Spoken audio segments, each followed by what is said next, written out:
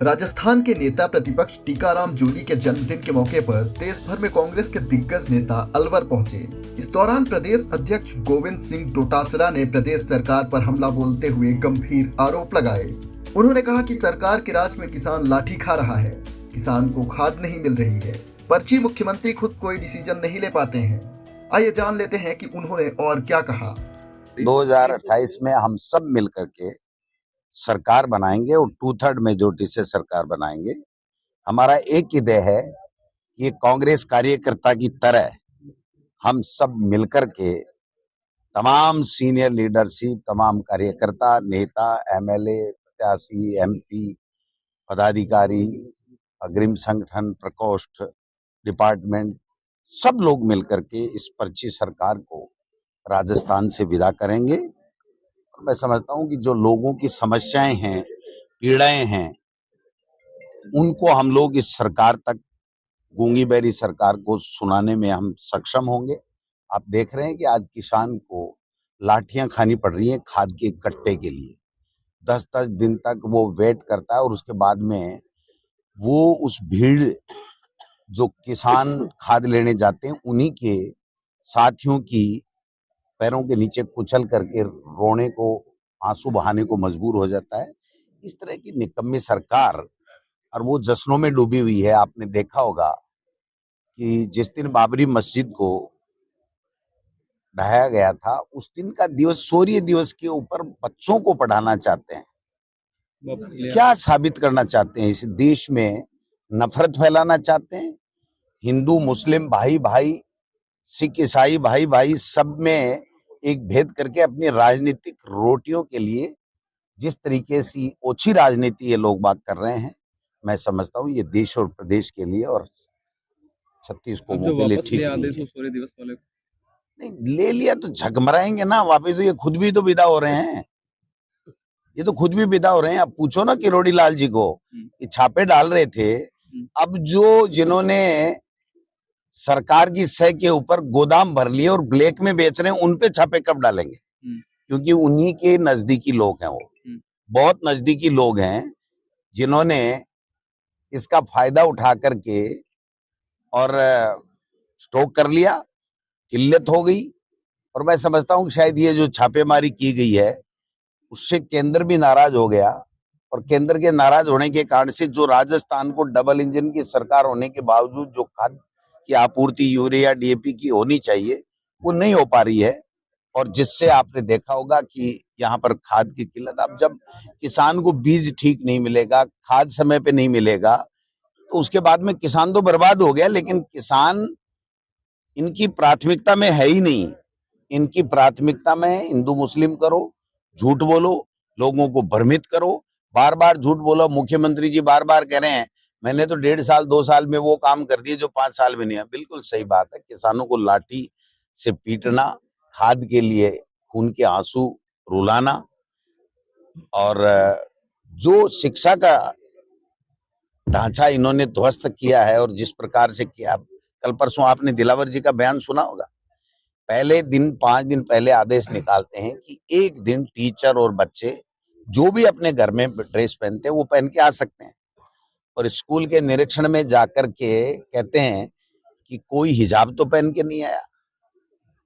क्या साबित करना चाहते हैं? किस तरीके की राजनीति कर रहे हैं?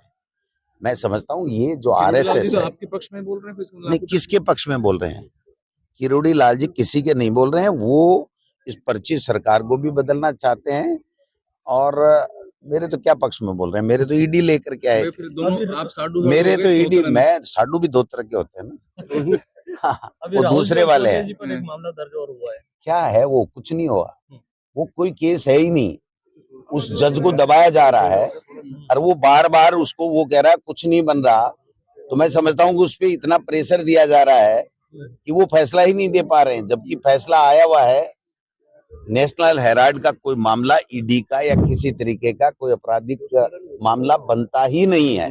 ये तो राजनीतिक द्वेषता, शर्म के ऊपर है इस देश में और प्रदेश में कि राजनीतिक शिकार बनाया जाता है, उसको परेशान किया जाता है, और अपनी छोटी लकीर को अगले की बड़ी लकीर से उसकी मिटाने की षड्यंत्र करके कुचेष्टा करके अपनी छोटी को बड़ी दिखाने का प्रयास किया जा रहा है, लेकिन ये देश की जनता इनकी सच्चाई को दिल्ली जानती में है। प्रदर्शन है 14 दिसंबर को। 15 अप्रैल से पहले वाली सरकार कराने की मूड में नहीं लग रही। मूड क्या, सक्षम ही नहीं है ना। पर्चियों से जब मुख्यमंत्री बनने लगेंगे तो जनता के वोट को एक तरीके से उन्होंने तो नकार दिया।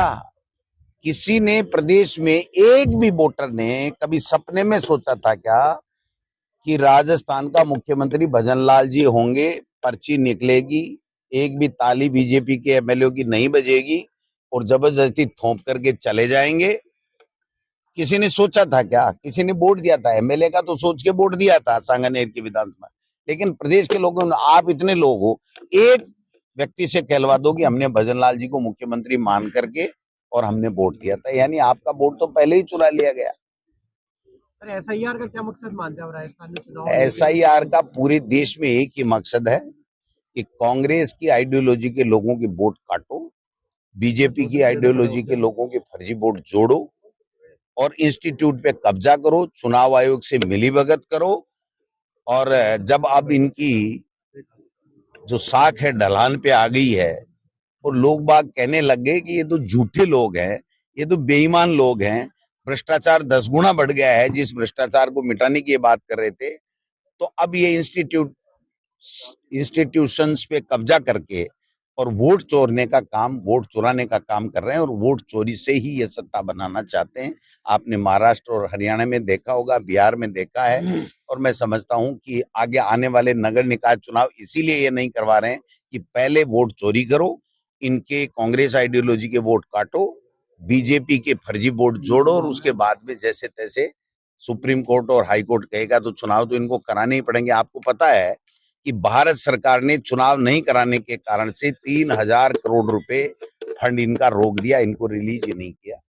3000 करोड़ रुपए पंचायती राज और नगर निकाय के लिए जो टीएफसी एसएफसी का जो पैसा आता है वो पैसा ही रोक दिया। मैंने पहले भी कहा था, जूली साहब ने भी कहा था, जब हम प्रेस कॉन्फ्रेंस में थे तब भी हमने कहा था कि जब तक कानून में ये है कि 5 साल के अंदर अंदर दूसरी जो इंस्टीट्यूट हो जानी चाहिए, चुनाव होकर के नया सेटअप आ जाना चाहिए, तभी पैसा मिलता है। भाई साहब, कानून कोई इनके कहने से थोड़ी, जाबर खर्रा जी या अविनाश गहलोत जी जो टप्पे दे रहे हैं, इनसे कानून थोड़ी बदलता है।